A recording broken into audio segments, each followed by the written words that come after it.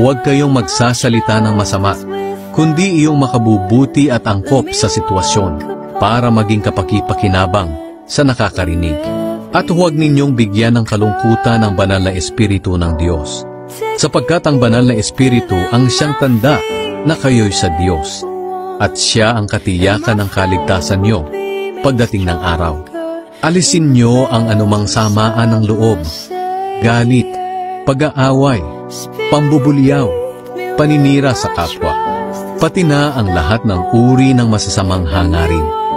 Sa halip, maging mabait kayo at maawain sa isa't isa, at magpatawad kayo sa isa't isa, gaya ng pagpapatawad ng Diyos sa inyo dahil kay Kristo.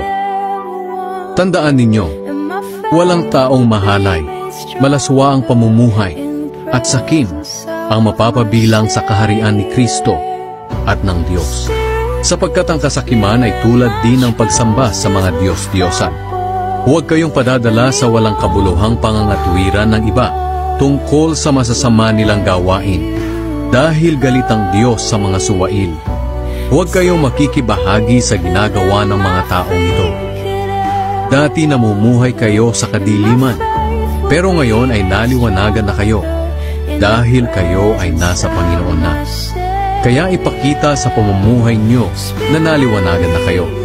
Sapagkat kung ang isang tao ay naliwanagan na, makikita sa kanya ang kabutihan, katuwiran, at katotohanan. Lead me, Lord. Lead me by the hand and help me face the rising sun. Comfort me through all the pain that life may bring. There's no other hope that I can lean upon. Lead me, Lord, lead me all my life. Walk by me across the lonely roads that I may face. Take my arms and let your hand show me the way.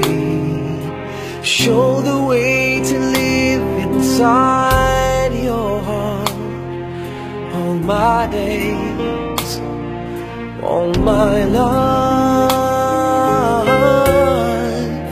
you are my light. You're the lamp upon my feet.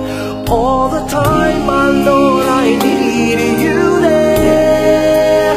You are my light.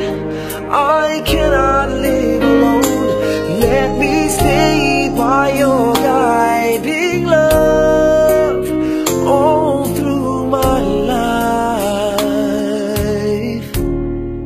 Lead me, Lord. Lead me, Lord.